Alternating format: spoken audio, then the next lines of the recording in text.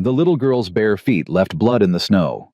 She clutched a baby against her chest, shivering so hard her teeth clicked together. Behind her, a woman in chains stood on an auction block while men laughed and bid $5 for her life.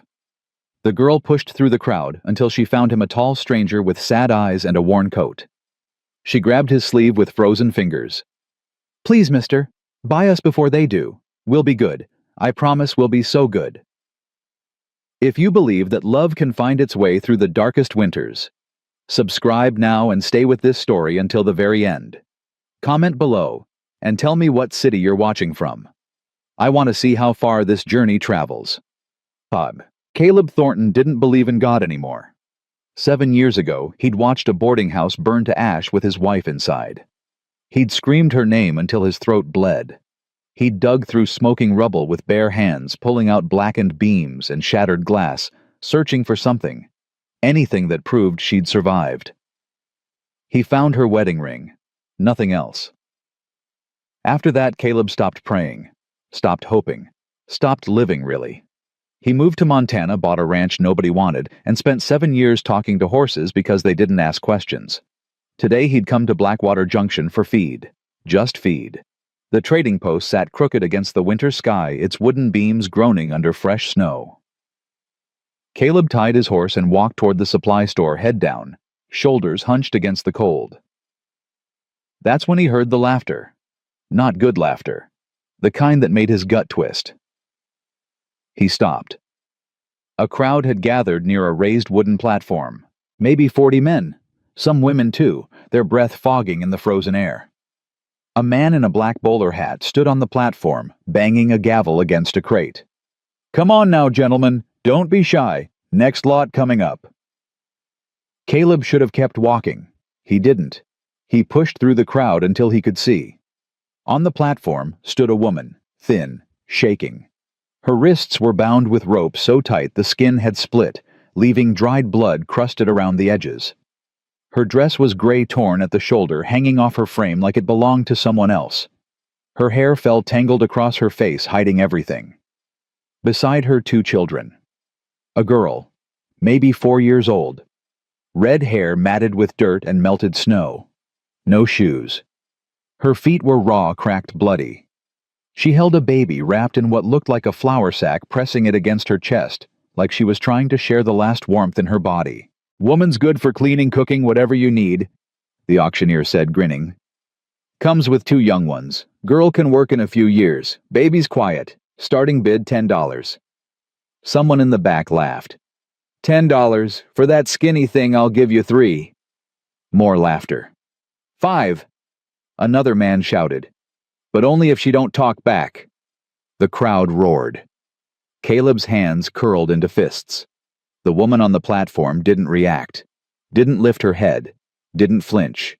She just stood there, gripping her daughter's hand so tight her knuckles had gone white. But the little girl. The little girl was looking at him, straight at him. Her eyes were brown. Too old for her face. Too tired. Too knowing. She stared at Caleb for a long moment, studying him like she was trying to decide something important. Then she moved. She pulled free from her mother's grip and stepped to the edge of the platform. The auctioneer didn't notice. The crowd didn't notice. But Caleb noticed. She climbed down the steps one at a time, her bloody feet leaving prints on the wood. She walked through the crowd.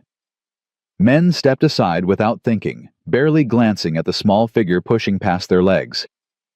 She stopped in front of Caleb, looked up at him. "Mister?"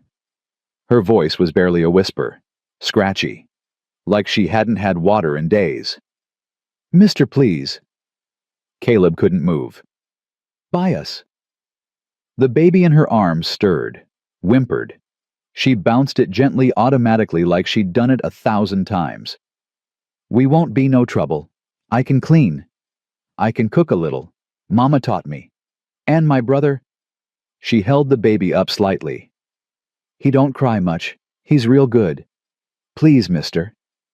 Caleb's throat closed. "Please, before the bad men take us. They hurt Mama. They'll hurt us too. I seen the way they look at her." She reached out and grabbed his coat sleeve. Her fingers were so cold he could feel it through the leather. "Your eyes look sad," she said quietly. "But not mean. Sad's okay. Mean ain't. Please, mister. We ain't got nobody else to ask." Caleb looked at her, at the blood on her feet, at the baby shivering in her arms, at the hope in her eyes, fragile, desperate, barely surviving. He thought about his wife. He thought about the child they'd never had. He thought about 7 years of silence and snow and nothing. "Stay here," he said. His voice sounded strange, rough, like he'd forgotten how to use it. He walked toward the platform. $15. The auctioneer's gavel stopped mid-swing. The crowd went quiet. "What's that?" the auctioneer said. 15. For the woman and the children. Whispers rippled through the crowd. A man near the front, thick mustache, gold watch chain, expensive coat, turned to look at Caleb. "Well now," the man said. "Competition." He smiled. The kind of smile that made Caleb want to break something. $20, the man said. 25. 30. Caleb reached into his coat, pulled out his money, counted it with numb fingers. $37. Everything he had.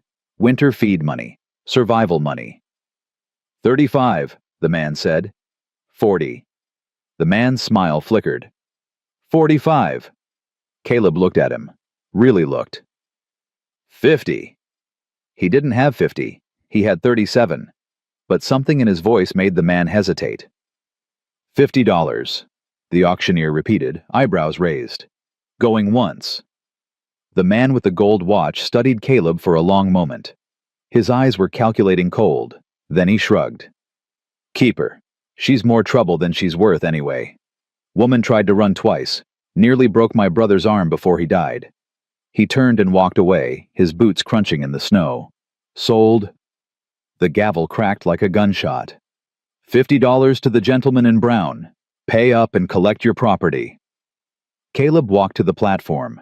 His hands were shaking as he counted out $37 and set it on the auctioneer's crate. "That's only 37, the auctioneer said. "It's what I have." "You bid 50. Caleb leaned closer. His voice dropped low. "You want to make a problem out of this, in front of all these people, when I just stopped a woman and 2 children from being sold to a man who, what did he say, whose brother she nearly killed defending herself." The auctioneer's smile faded. 37, Caleb said. "Take it." A long pause. The auctioneer grabbed the money. "Get them out of here. I don't want no trouble." Caleb climbed the steps to the platform. The woman still hadn't lifted her head. She was shaking harder now, her whole body trembling beneath a thin shawl. Caleb pulled his knife. She flinched, drew back. Her hands flew up to protect her face. "Easy," Caleb said quietly. "I ain't gonna hurt you. Just cutting the rope." He waited.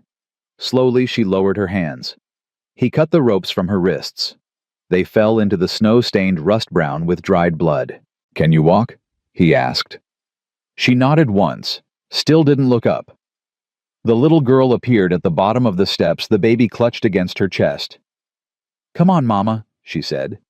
"The nice man's taking us home." The wagon waited at the edge of the camp. Caleb helped the woman up first. She weighed nothing. He could feel her bones through the thin dress. Then he lifted the girl and the baby together, set them on the bench beside their mother.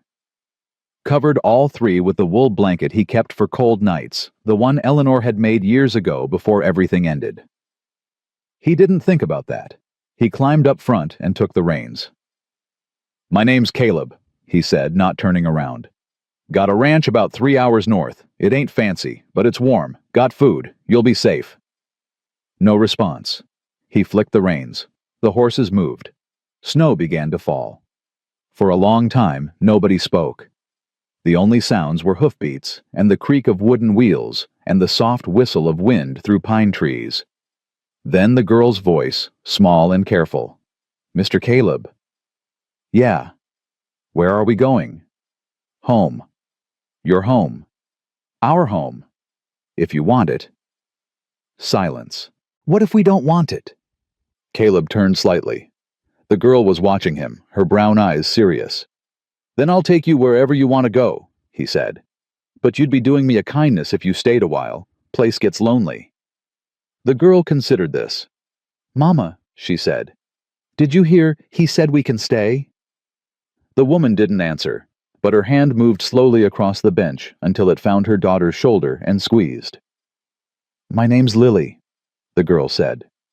"Like the flower. Mama named me that because lilies come back every spring even when winter's real bad. She said that's what she wanted me to be, something that don't give up." "That's a good name," Caleb said. "Thank you. This here's my brother." She adjusted the baby in her arms. "He don't got a name yet. Mama said we'd give him one when we found somewhere safe." "Well," Caleb looked ahead at the snow-covered trail. "Maybe you found it." Lily nodded slowly. "Maybe we did." An hour into the journey, the storm hit. It came fast, one moment, light snowfall the next, a wall of white, so thick Caleb couldn't see the horse's ears. Wind screamed through the trees, rocking the wagon, clawing at the blanket covering the woman and children. "Hold on!" Caleb shouted over the gale. "There's a ridge ahead. We can shelter there." The horses struggled forward. Snow piled against the wheels, slowing them, stopping them. The wagon lurched. Stuck. Caleb jumped down into snow up to his knees. He tried pushing, tried pulling. The wheels wouldn't budge. "We gotta walk," he said, climbing back up. "It's not far, half a mile, maybe less. There's a rock overhang, we can wait out the worst of it there." The woman was already moving. She climbed down, pulling her shawl tight, and reached up for the children. "I'll carry the baby," Caleb said. "You take Lily." For the first time, the woman's head lifted. "No." Her voice was rough, damaged, like something had scraped it raw. "No," she said again. "I carry my children." She took Lily in one arm, the baby in the other, and started walking. Caleb stared after her for a moment. Then he grabbed the emergency pack from under the wagon seat and followed. The half-mile felt like 10. Wind cut through Caleb's coat like it wasn't there. Snow stung his eyes, filled his boots, turned his fingers numb inside his gloves. Twice, he stumbled. Once he fell. But he kept his eyes on the woman ahead of him. She walked without stopping, without slowing. The children clutched against her chest. Her thin body bent against the wind, like a tree refusing to break. Caleb had known strong men who would have given up in this storm. She didn't even pause. Finally, the ridge appeared through the white. A rock overhang jutted out from the hillside, creating a natural shelter, just deep enough to block the wind. They staggered inside. Caleb immediately set to work, gathering what dry brush he could find, piling it against the back wall, striking flint until a small flame caught and grew. The woman sat with her back against the rock, Lily on one side, the baby on the other. She was shaking violently now, her lips blue, her wet dress clinging to her bones. "Here." Caleb pulled off his coat and held it out. She didn't take it. "Ma'am, you'll freeze to death." "And you won't." "I run hot. Please." She looked at the coat, at him. Something shifted in her eyes, suspicion warring with desperation. She took it, wrapped it around herself and the children. The baby started crying weak, hungry cries that echoed off the stone walls. "He needs to eat," Lily said quietly. "Mama ain't got nothing to give him, not for 2 days now." Caleb dug through his pack, found a canteen of water and a strip of dried beef. He chewed the beef until it was soft, then mixed it with water in his palm and held it out.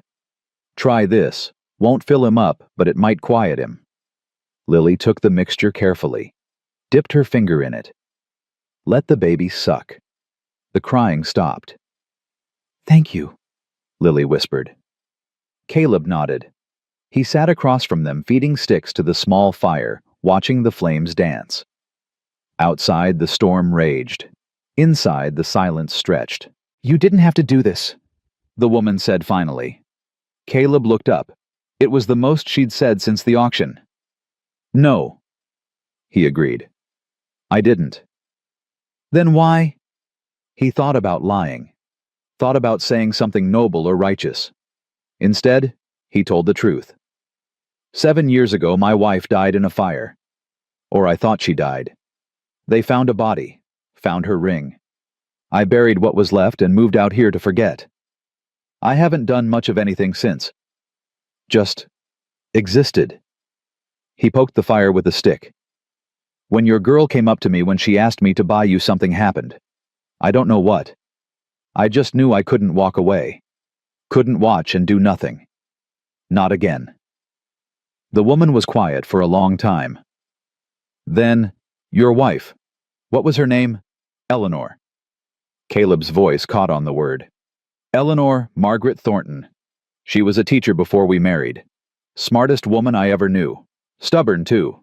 Used to say... He stopped. The woman had gone rigid.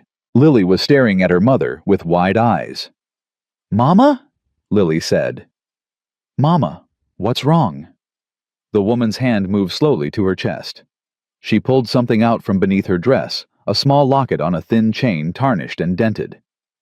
Her fingers trembled as she opened it. She held it toward the fire. Inside was a tiny daguerreotype, faded and cracked, but clear enough. A man and a woman on their wedding day.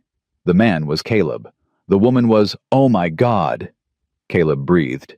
He lunged forward, snatched the locket, held it up to the firelight with shaking hands. It was their wedding photograph. The only copy. He'd thought it burned with everything else. He looked at the woman. Really looked. Past the tangled hair, past the bruises, past the hollow cheeks and the shadowed eyes. And he saw her. Eleanor. His voice cracked on the name, broke on it. The woman Eleanor, his wife, his dead wife. She was crying, silent tears streaming down her face, catching firelight, turning gold. Caleb, she whispered. I thought you were dead. They told me you were dead. They said, I'm not dead. He grabbed her hands, held them like they were the only real thing in the world. Eleanor. Eleanor, look at me. I'm right here. I'm alive. You're alive. How is this? Mama. Lily's voice was small, scared. Mama, who is this man? Why are you crying? Eleanor turned to her daughter, pulled her close. Her voice shook.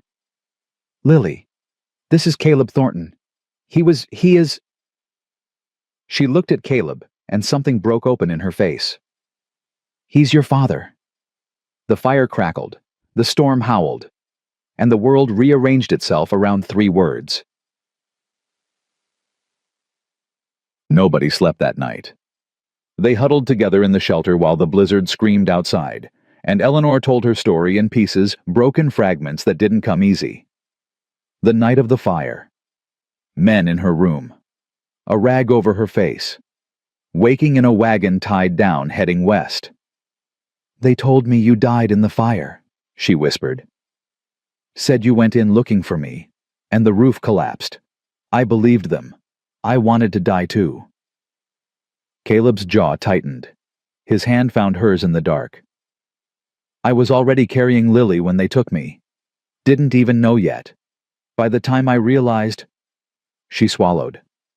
By the time I realized I was already sold. To a man in Wyoming. His name was Jonas Webb. She said the name like it was poison. He wasn't kind, but I survived. For her.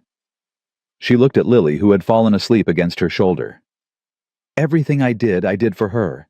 And when she was 3, Jonas's brother came to visit. Ezra Webb. He was worse. Her voice broke. Caleb pulled her closer. You don't have to. I want to. She took a shaky breath. I want you to know. All of it. So there's no secrets between us. She told him about the baby. About Jonas dying a fall down the stairs after he raised his hand to Lily. About Ezra claiming her and the children as debt property. About running, being caught, being dragged to the auction.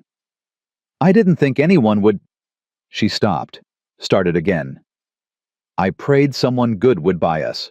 Someone who would at least be kind to the children. I never imagined. Me. You. They sat in silence for a long moment. "The man at the auction," Caleb said. "The one who was bidding against me." "That was Ezra." "Yes." "He'll come looking." "Yes." Caleb nodded slowly. His face was calm. Too calm. "Let him come," he said. "Caleb, I spent 7 years believing you were dead. 7 years lighting a candle under your photograph every night. 7 years talking to a ghost. And all that time you were alive, suffering, alone." He turned to face her.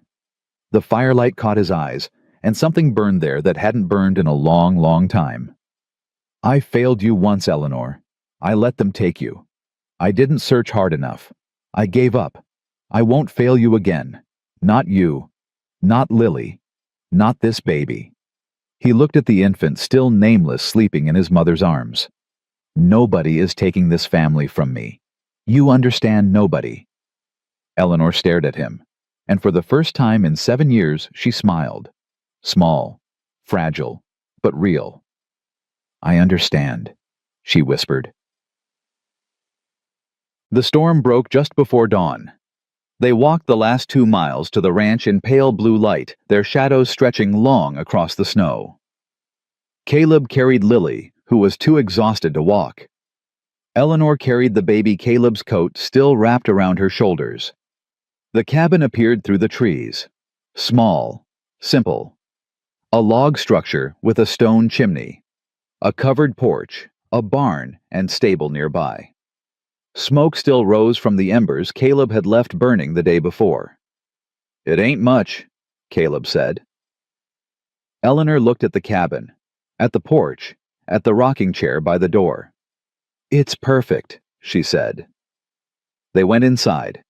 Caleb built up the fire, found clean clothes, his clothes too big for her, but warm and dry, made coffee, heated water for washing, laid out bedding in the spare room.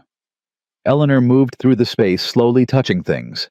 The kitchen table, the iron stove, the books on the shelf. "You kept them," she said quietly, pulling out a worn copy of poetry. "My books, from before. Everything I could save from the fire." Caleb's voice was rough. "Wasn't much, but I couldn't let go of what was left." She opened the book. Inside the front cover in faded ink, "For my darling Caleb. May we never run out of words. E." She closed her eyes. "Eleanor." She turned. Caleb stood in the doorway holding something in his hands. A small wooden box polished dark with age. "I was going to give this to you the night of the fire," he said. "Our anniversary present. I found it in the rubble somehow. Kept it all these years. Waiting. I don't know what I was waiting for." He opened the box. Inside, nestled in faded velvet, was a ring. Gold with a small blue stone. "It was my mother's," he said. "I wanted you to have it, to wear alongside your wedding band. I never got the chance." Eleanor's hand went to her throat, to the thin chain where the locket hung. "My wedding band," she whispered. "They took it. First night they had me. Said I wasn't married anymore. Said I belonged to them now." Caleb crossed the room, took her hand, slipped the ring onto her finger. "You belong to no one," he said. "Not to them, not to me. But if you're willing, I'd like to belong to you. Again. Still. Always."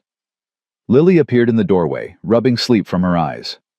"Mama, are we home now?" Eleanor looked at her daughter, at the baby in her arms, at the man standing before her with tears in his eyes, and 7 years of grief lifting from his shoulders. "Yes, Lily," she said. "We're home." That night, after the children were asleep, Caleb sat on the porch. The stars were out, thousands of them scattered across the black sky like promises. The door opened behind him. Eleanor stepped out wrapped in a quilt and sat in the rocking chair beside him. Neither spoke for a long time. Then Eleanor said, "Ezra Webb is dangerous Caleb. He has money, connections, men who do what he tells them. He won't just let us go." "I know." "What are we going to do?" Caleb looked at the stars. "Before the fire," he said slowly, "I was a circuit judge, rode from town to town holding court upholding the law. I believed in justice back then. Believed that doing the right thing mattered. That truth won. He paused. When I thought you died, when I thought my verdict against Judge Warren got you killed, I stopped believing. Walked away from all of it. Told myself the law was a lie. That fighting only brought pain. Eleanor waited. But now... Caleb turned to face her. Now I have something worth fighting for. And I'm done running. Done hiding. Ezra Webb wants to come after this family, fine. Let him come. But he's not fighting a broken man with nothing to lose. He's fighting a man who just got everything back. He stood up, extended his hand. We do this together, Eleanor. You and me, like we should have from the start. She took his hand. Together, she agreed. They stood there in the starlight, side by side, two people who had been through fire and separation and 7 years of silence. The battle ahead would be hard, but they would face it the same way they faced the storm together. And this time, neither of them would let go. The first week passed like a held breath. Eleanor woke before dawn each morning, old habits carved deep by years of servitude. She would lie still in the darkness, listening for footsteps, waiting for commands that never came. Then she would remember where she was, and her chest would loosen just enough to breathe. Caleb gave her space. He understood something had broken inside her that couldn't be fixed with kindness alone. So he kept his distance during the day, working the horses, chopping wood, fixing the fence that had fallen during the blizzard. But every evening he sat with her by the fire, and they talked. Sometimes about the past. Sometimes about nothing at all. Sometimes they just sat in silence, and that was enough. Lily adapted faster than either of them expected. By the third day, she was following Caleb to the barn, asking questions about the horses, wanting to help with everything. She named the chestnut mare Penny, after her flour sack doll, and Caleb pretended that was the horse's name all along. "Mr. Caleb," she asked one morning, watching him brush Penny's coat. "Yeah? Are you really my papa?" Caleb's hand stopped mid-stroke. He set down the brush and crouched to her level. "That's what your mama says." "But you didn't know about me, before." "No, I didn't." Lily considered this, her small face serious. "Are you mad that Mama didn't tell you?" "She couldn't tell me, Lily. Bad people kept her away. Kept both of you away. That wasn't her fault. And it sure wasn't yours. But are you happy that I'm here now?" Caleb looked at this little girl, with her mother's red hair and her own fierce spirit. 4 years old, and she'd already survived more than most grown men. "Lily," he said quietly, "I spent 7 years thinking I had nothing left. No family. No reason to keep going. Then you walked up to me in that snow and asked me to buy you, and everything changed." He took her small hand in his. "I'm not mad. I'm not disappointed. I'm grateful. You understand? You and your mama and your brother, you're the best thing that's happened to me in a long, long time." Lily stared at him. Her lip trembled. Then she threw her arms around his neck and held on tight. "I wanted a papa," she whispered into his shoulder. "I prayed for one every night. Mama said God don't always answer prayers, but maybe sometimes he does."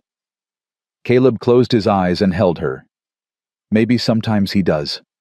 He agreed. Eleanor watched from the cabin window, tears sliding down her cheeks. She didn't wipe them away. For the first time in years, they weren't tears of pain. The baby, still unnamed, grew stronger each day. Eleanor's milk had returned now that she was eating properly, and the infant's cries became less desperate, more ordinary. Hungry cries, tired cries, the normal sounds of a child who expected to be cared for. "We should name him," Caleb said one evening, watching Eleanor nurse the baby by the fire. "I know." She stroked the baby's dark hair. "I kept waiting. Didn't want to name him after his father. Didn't want that man's mark on him." "What about your father's name?" "Henry. Henry Sullivan." She tested it quietly. "Henry." "Henry Thornton," Caleb said. Eleanor looked up sharply. "If you want," Caleb added quickly. "I'm not trying to. I know he's not mine by blood. But if you wanted him to have..." "Yes," The word came out fierce. Certain. Yes, Eleanor said again. Henry Thornton. That's his name. Caleb nodded. Something settled in his chest, warm and solid. Henry Thornton, he repeated. Welcome to the family, son. The baby gurgled, milk-drunk and content, completely unaware that he'd just been claimed by a man who would die to protect him. But peace, Caleb knew, never lasted long. It was 10 days after the auction when the first sign of trouble came. Caleb had ridden into Cedar Hollow for supplies. The town was small, one main street, a general store, a blacksmith, a church with a crooked steeple. He'd avoided it for years, preferring solitude to the curious stares of strangers. Now he had mouths to feed. He tied his horse outside the general store and walked in. The bell above the door jangled. Behind the counter stood Ruth Brennan, a sturdy woman with gray-streaked hair and sharp eyes that missed nothing. Caleb Thornton, she said, eyebrows rising. Haven't seen you in town since. When was it, last spring? Been busy. She watched him gather flour salt coffee beans. Heard some interesting talk lately. Caleb didn't respond. Heard you bought yourself a woman at the Blackwater auction. Her and 2 little ones. His jaw tightened. People talk too much. People do what people do. Ruth leaned against the counter. Question is, what are you doing with them? Folks are curious. Man lives alone for 7 years, suddenly shows up with a ready-made family raises questions. Caleb set his supplies on the counter. Met her eyes directly. That woman is my wife, Eleanor Thornton. Everyone thought she died in the Kansas fire 7 years ago. She didn't. She was taken, held against her will, sold like property. I found her by accident and I brought her home. Ruth's expression shifted. The suspicion didn't disappear, but something else crept in. Interest, maybe, or the beginning of belief. Your wife, she repeated. My wife, and my daughter, and my son. The girl's yours. She is now. Ruth studied him for a long moment. Then she began tallying his purchases. Ezra Webb was in town yesterday, she said, not looking up. Asking questions. Wanted to know if anyone had seen a red-haired woman with 2 children. Said she was a runaway debtor. Said there was a reward for information. Caleb's blood went cold. What did you tell him? Told him I hadn't seen anyone matching that description. Ruth looked up. Because I hadn't. Yet. Their eyes met. Mrs. Brennan. I don't know your wife, Mr. Thornton. Don't know her story. But I know Ezra Webb. Knew his brother Jonas, too, before he died. Her voice hardened. I know what kind of men they are. Were. And I know a woman running from men like that probably has good reason. She pushed his supplies across the counter. $3.50. Caleb paid. Started to gather his things. Mr. Thornton. He stopped. Webb's got friends in this town. Not everyone's going to see things the way I do. You might want to watch your back. I intend to. He left the store with his supplies and a weight in his chest that hadn't been there before. Ezra Webb was already hunting. That night, Caleb told Eleanor everything. She sat by the fire, Henry asleep in her arms, and listened without interrupting. When he finished, she was quiet for a long moment. He won't stop, she said finally. I told you. He's not the kind of man who lets things go. It's not about the money or the debt. It's about control, about winning. Then we'll make sure he loses. How? Eleanor's voice cracked. He has money, men, connections. What do we have? A cabin in the mountains and a half-broken fence. We have the truth. The truth. She laughed bitterly. The truth is, I was sold legally. There are papers with my name on them. Documents that say I'm property. The law won't help us, Caleb. The law is what put me in chains in the first place. Caleb stood up, paced to the window, stared out at the darkness. I used to be a judge, he said quietly.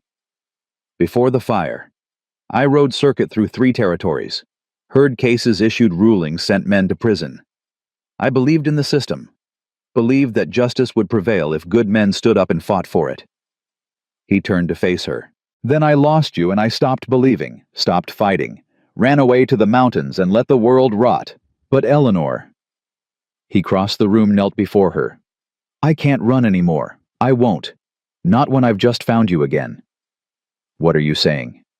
"I'm saying we fight. Not with guns, not unless we have to. We fight with the truth, your testimony, witnesses who knew you before, evidence of what was done to you.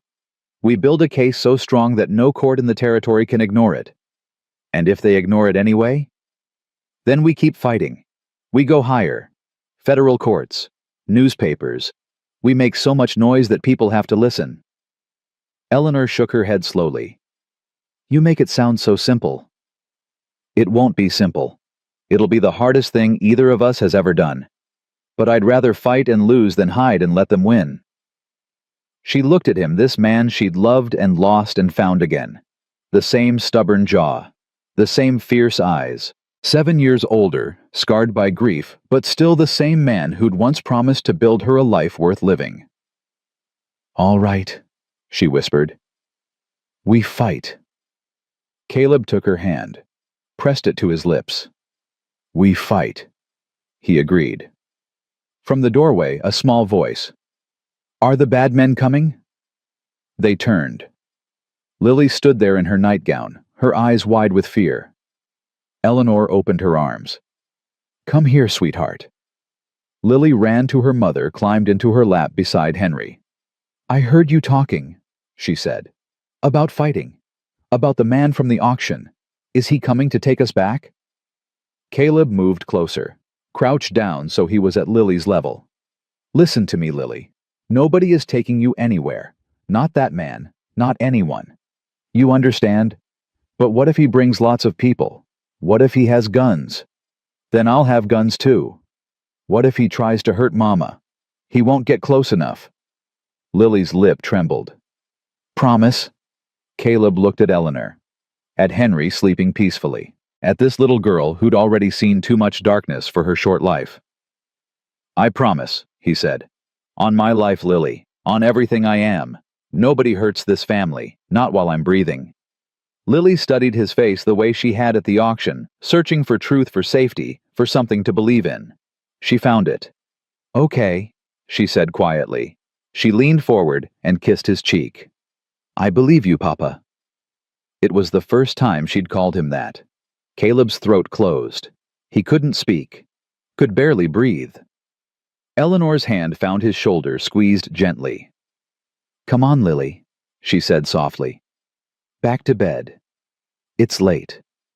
Will you sing the song you used to sing before the bad times?" Eleanor hesitated. Then she nodded. Caleb watched them go, his wife, his daughter, his son. And something shifted inside him. Something that had been frozen for 7 years finally cracked and thawed. He had a family again. And God help anyone who tried to take them away. 3 days later, Doc Henry Ashford came to visit. Caleb had known the old doctor for years, one of the few people in the territory he considered a friend. Ashford had tended to Caleb's injuries more times than either of them could count, and he'd never asked questions that weren't his business. He rode up to the cabin around noon, his medical bag strapped to his saddle, his white hair wild from the wind. "Heard some rumors," he said, dismounting stiffly. "Thought I'd see for myself." "Come inside. Coffee's hot." Ashford followed him in. Stopped short when he saw Eleanor at the table, Henry in her arms. "Well," he said slowly. "Well. Doc, this is Eleanor. My wife." "Your wife?" Ashford's eyebrows climbed toward his hairline. "The wife everyone said died in a fire 7 years ago." "The same." "I see." He walked closer, studying Eleanor with professional interest. "Ma'am, I'm Henry Ashford, town doctor. I've known Caleb here since he first moved to these parts. Mind if I take a look at you and the children, just to make sure everyone's healthy?" Eleanor glanced at Caleb. He nodded. "All right," she said quietly. Ashford examined her thoroughly, but gently, checking her eyes, her pulse, the healing wounds on her wrists. His expression grew grimmer with each passing minute. "These rope burns are recent," he said. Past few weeks. And this bruising on your ribs, someone hit you. Hard, multiple times. Her previous situation was not kind, Caleb said flatly. I can see that. Ashford moved on to Lily, who submitted to his examination with suspicious eyes, but didn't protest. Child's malnourished but otherwise healthy. Feet are healing well. She's resilient, this one. She is. Eleanor agreed. Finally, the baby. Ashford held Henry, carefully checking his reflexes, his breathing, his eyes. Good, strong boy, he pronounced. Bit small for his age, but he'll catch up now that he's getting proper feeding. He handed Henry back to Eleanor. You're all going to be fine, physically at least. The rest? He glanced at Caleb. The rest takes time. We have time, Caleb said. Ashford settled into a chair, accepting the coffee Caleb offered. He drank deeply, then fixed Caleb with a steady gaze. I heard Ezra Webb was in town. I heard that too. He's trouble, Caleb. Serious trouble. His brother was bad enough, but Ezra's worse, smarter, more patient. And he holds grudges like other men hold onto gold. I'm aware. Are you? Because I also heard he's been talking to Sheriff Rawlings, showing papers. Claims Mrs. Thornton here is a runaway debtor. Says he has legal right to reclaim her and the children. Eleanor's hand tightened on Henry. Lily, who had been playing quietly in the corner, went still. Those papers are forged, Caleb said. Every one of them. Eleanor was never in debt. She was kidnapped, held against her will, sold like livestock. I believe you. But Sheriff Rawlings might not. He's not a bad man, but he follows the letter of the law, and if Webb's papers look official enough, then we'll prove they're forgeries. How? Caleb leaned forward. You knew me before Doc, knew what I did. I was a circuit judge for 8 years. I know how the law works. I know how to build a case, gather evidence, present testimony. We're not fighting this with guns. We're fighting it with truth. Ashford studied him for a long moment. You really think you can win against a man like Webb? I have to. There's no other option. The old doctor sighed, rubbed his eyes with weathered hands. All right, he said finally. What do you need? Witnesses. Anyone who knew Eleanor before the fire. Anyone who can testify she was taken against her will. Anyone who's seen how Webb treats the people he owns. And I need you to document everything: her injuries, the children's condition. Make it official. Put your name on it. Ashford nodded slowly. I can do that. There's one more thing. Name it. Caleb glanced at Eleanor, at Lily, at Henry. If something happens to me, if Webb or his men come when I'm not here, I need someone to protect them. Get them somewhere safe. Can I count on you? Ashford's expression softened. Caleb, I've been doctoring in this territory for 30 years. Seen a lot of men make a lot of promises. Most of them don't mean half of what they say. He leaned forward. But you mean every word. I can see it in your eyes. Same look you had when you used to sit on that bench and hand down justice to men who thought they were above it. He extended his hand. You can count on me. Whatever you need, whenever you need it. Caleb shook his hand firmly. Thank you, Doc. Don't thank me yet. This fight's just getting started. That evening, after Ashford left, Eleanor found Caleb on the porch. He was sitting in the rocking chair, staring at the mountains in the distance. The sun was setting, painting the sky in shades of orange and pink and gold. She sat beside him in the other chair, the one that had been empty for 7 years. You really think we can win this? She asked quietly. I don't know. He was honest, always honest with her. Webb has money power connections. We have us, and a few people willing to help. That doesn't sound like winning odds. It's not. He turned to look at her. But I've seen plenty of cases where the wrong side had all the advantages. Sometimes they still lost. Because the truth has a way of coming out, Eleanor, no matter how hard people try to bury it. And if it doesn't, if the truth stays buried. Caleb was quiet for a moment. Then we run, he said finally. We take the children and we disappear. New names, new territory. Start over somewhere Webb can't find us. You'd give up your home, everything you've built here, in a heartbeat. He reached over and took her hand. This cabin, this land, it's just wood and dirt. It doesn't matter without you. Nothing matters without you. Eleanor's eyes glistened. She squeezed his hand tightly. I won't let you sacrifice everything for me, Caleb. You don't get to decide that. He smiled slightly. We're married, remember? That means my sacrifices are your sacrifices, and yours are mine. We're in this together, all the way. She laughed softly, a real laugh, the first he'd heard from her since the auction. I forgot how stubborn you are. Runs in the family. He nodded toward the window where Lily's silhouette was visible playing some imaginary game with her doll. She gets it from both of us, I think. Eleanor followed his gaze. Her expression softened. She loves you already. I can see it. The way she looks at you, like you hung the moon. She's easy to love. She is. Eleanor paused. So are you. Caleb turned to her. In the fading light, she looked like she had 7 years ago, young, hopeful, full of dreams. The bruises were fading. The haunted look in her eyes was receding. Slowly, painfully, she was becoming herself again. Eleanor, he said quietly, I need to ask you something. Anything. When this is over, when Webb is dealt with and we're safe. He swallowed hard. Would you marry me again properly this time? With Lily and Henry there? In front of the whole town if you want. I want to make it official. I want everyone to know you're my wife. Not because I bought you at an auction, but because you chose me. Because we chose each other. Eleanor's breath caught. For a long moment she didn't speak.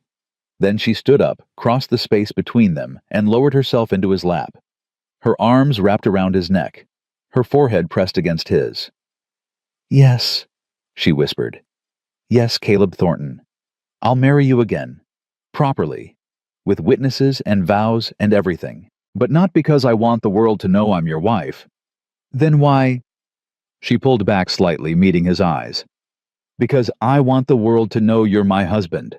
The best man I've ever known. The father of my children. The one who never stopped waiting, even when waiting made no sense. She kissed him, then soft and slow and full of promise. When they finally pulled apart, both of them were crying. I thought I'd never feel this again, Eleanor whispered.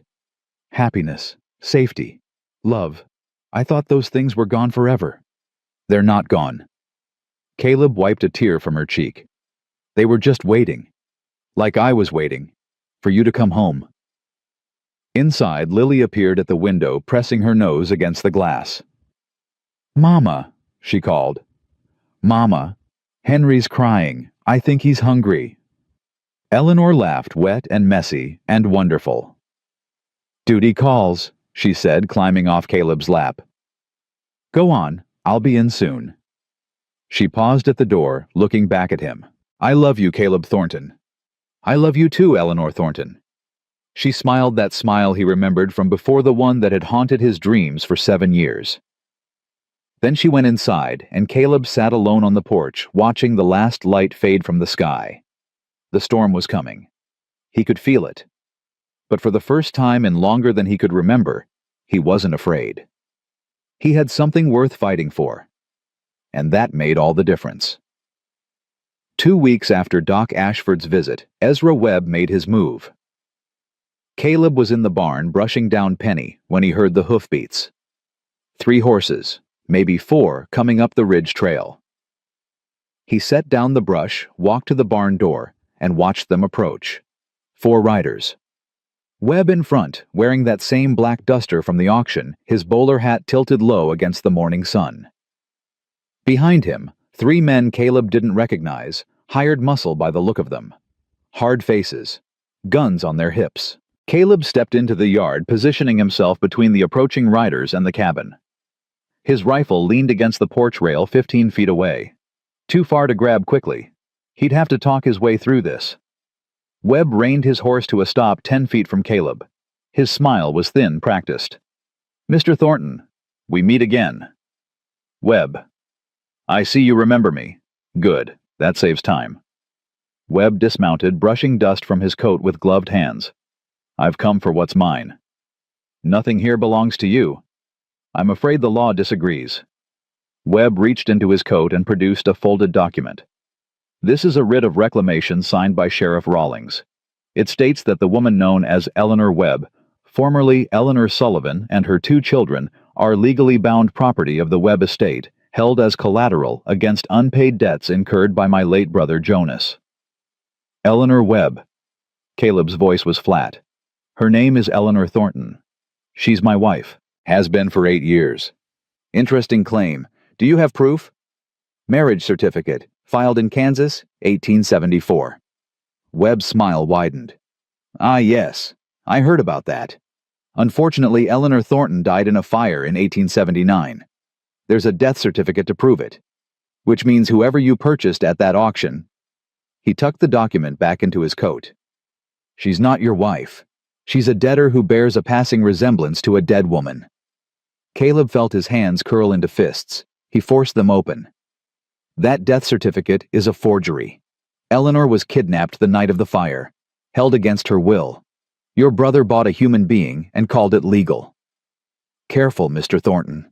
Webb's voice hardened. My brother is dead. He can't defend himself against your accusations, but I can assure you every document in my possession is legitimate. Every transaction was lawful. The woman in your cabin is my property, and I intend to collect her. Over my dead body. Webb tilted his head slightly. That can be arranged. For a long moment, neither man moved. Then the cabin door opened. Eleanor stepped onto the porch. Her chin raised her shoulders straight. Behind her, Caleb caught a glimpse of Lily's face in the window, pale, frightened, watching. Mr. Webb, Eleanor said. Her voice was steady, but Caleb could see her hands trembling at her sides. We need to talk. Webb's eyes lit up. Ah, there she is. The runaway herself. My dear Eleanor, you've caused quite a bit of trouble. I'm not your dear anything. Eleanor walked down the porch steps, moving to stand beside Caleb. And I'm not your property. I never was. The documents say otherwise. The documents are lies. Every one of them. And I can prove it. Webb raised an eyebrow. Can you now? I was kidnapped from a boarding house in Kansas on the night of April 17, 1879. 2 men drugged me and carried me out the back while the building burned. I was transported to Wyoming against my will and sold to your brother like cattle. I was held for 5 years. Beaten. Starved. Forced to work without pay. When Jonas died, you took ownership of me and my children without my consent. She took a step forward. Her voice rose. I have witnesses. I have testimony. I have a doctor's report documenting every scar, every healed fracture, every sign of abuse I suffered under your family's care. And I have a husband, my real husband, who happens to be a former circuit judge with 8 years of experience in territorial law. Webb's smile faltered, just slightly. But Caleb saw it. You think that matters, Webb said. You think a few sob stories and a sympathetic doctor will override legal documents signed by a county sheriff. I think, Eleanor said, that when this goes before a federal court, and it will go before a federal court, your documents won't hold up. Because they're forgeries. And forgery is a crime, Mr. Webb, a serious one. Federal court. Webb laughed. You're dreaming. No federal judge is going to take the word of a runaway debtor over a respectable businessman.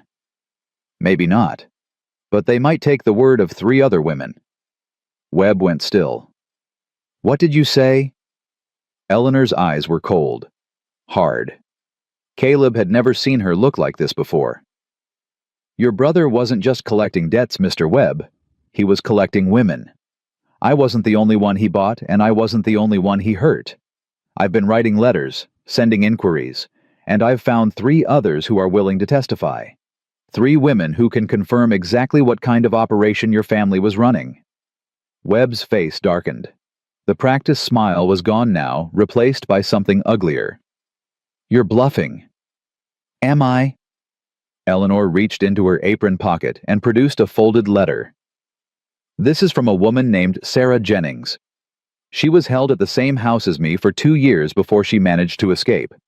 She's in Nevada now. She's willing to travel for the trial. She held up another letter. This is from Martha Cole. She was sold to a rancher in Oregon after your brother decided she was too old to be useful. She remembers everything.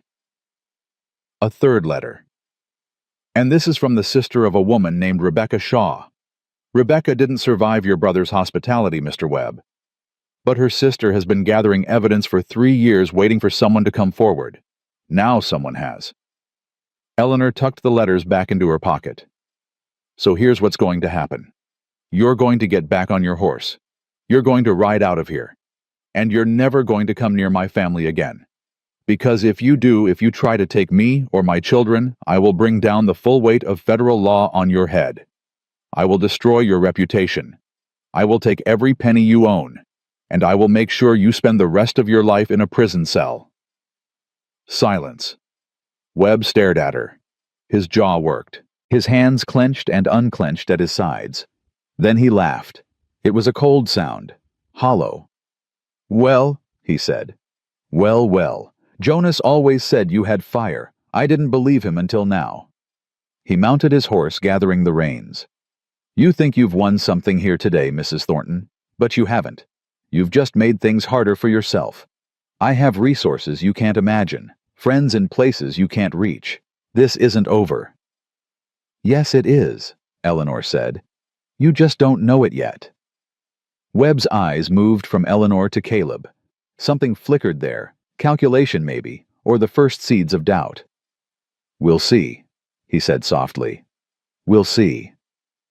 He turned his horse and rode away, his men following. They disappeared down the ridge trail without looking back. Caleb didn't move until the hoofbeats faded entirely. Then he turned to Eleanor. 3 women, he said. She nodded. Her hands were shaking harder now, the adrenaline wearing off. You never told me you were writing letters. I wasn't sure anything would come of it. Didn't want to get your hopes up. Eleanor. He stepped closer, took her trembling hands in his. That was... I've never seen anything like that. You faced him down, made him back off. For now. Her voice cracked slightly. He'll be back. You heard him. He's not going to let this go. No. But neither are we. Caleb pulled her into his arms, held her tight. You were incredible. You know that. Absolutely incredible. Eleanor buried her face in his chest. I was terrified. Couldn't tell. Liar. He laughed, a real laugh, warm and relieved. Maybe a little. But it doesn't matter. You stood up to him. You had evidence. You had a plan. Eleanor, you might have just saved this family. Not yet. She pulled back, looking up at him. This is just the beginning. We need to get those testimonies formalized. We need to file with the federal court. We need to build a case so strong that no one can tear it down. Then that's what we'll do. The cabin door burst open. Lily came running out, tears streaming down her face. Mama, are the bad men gone? Eleanor scooped her up, holding her close. They're gone, sweetheart. They're gone. Are they coming back? Maybe, but not today. And when they do come back, we'll be ready. Lily sniffled, wiping her nose on Eleanor's shoulder. You yelled at them. I saw. You were so brave, Mama. Your mama's the bravest person I know, Caleb said quietly. Eleanor looked at him over Lily's head. Her eyes were wet, but she was smiling. I learned from the best, she said. That afternoon, they gathered around the kitchen table, Caleb, Eleanor, and Doc Ashford, who had ridden out as soon as he heard about Webb's visit. He'll petition the county court first, Ashford said, studying the letters Eleanor had shown him. Try to get a local ruling before you can escalate to federal jurisdiction. You need to move fast. How fast? Caleb asked. Days, not weeks. If he gets a county judge to sign off on reclamation papers before you file your counterclaim, he could show up with a legal posse. And at that point, resisting would make you outlaws, not him. Eleanor's face paled. Can he really do that? Webb has money and connections. He's done it before to others. The trick is getting ahead of him, filing first, making enough noise that the county court can't act without scrutiny. Caleb stood up, pacing. What do we need? Sworn affidavits from your witnesses, a formal petition to the federal court in Helena, documentation of Eleanor's identity, your marriage certificate, any letters or photographs from before the fire, and testimony from anyone who can verify she was taken against her will. The woman at the auction, Eleanor said suddenly. The one who recognized me. She said her sister worked at the house in Kansas. Do you know her name? No, but Ruth Brennan might. She seemed to know everyone in town. Caleb grabbed his coat. I'll ride to Cedar Hollow tonight, talk to Ruth, see if she can help us track down that woman. I'll come with you, Eleanor said. No, you need to stay here with the children. If Webb comes back, I want to be here to face him. Eleanor's jaw set. But you're right. Lily and Henry need me. She grabbed his arm. Be careful, please. Always am. Liar, she said again, but she was almost smiling. Caleb kissed her forehead, then Lily's, then Henry's sleeping face. Lock the doors, he said. Don't open for anyone you don't know. I'll be back before dawn. He rode out into the gathering dusk, his rifle across his saddle, his heart pounding with a mixture of fear and determination. The fight had officially begun. Ruth Brennan was closing up the general store when Caleb arrived. She looked up at the sound of hoofbeats, her eyes narrowing as she recognized him in the fading light. Mr. Thornton, bit late for shopping. Bit late for a lot of things. He dismounted, tying his horse to the post. I need your help, Mrs. Brennan. That's so. She crossed her arms, leaning against the doorframe.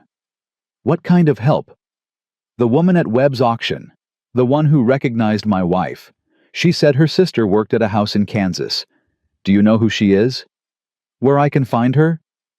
Ruth was quiet for a long moment. Her eyes searched his face. You're really going through with this, she said. Taking on Ezra Webb. Don't have a choice. Everyone has a choice, Mr. Thornton. Most people choose to keep their heads down and stay out of trouble. My wife spent 5 years being someone's property. My daughter was born in captivity. My son doesn't have a birth certificate because his mother was too scared to register him. Caleb's voice was steady, but there was steel beneath it. I'm done keeping my head down. I'm done letting men like Webb write the rules. Are you going to help me or not? Ruth studied him for another long moment, then she sighed. Her name's Clara Whitfield. Lives about 2 miles east of town near the old Miller place. Her sister was Catherine Whitfield. Went missing 6 years ago. Everyone thought she'd run off, but Clara always said something wasn't right.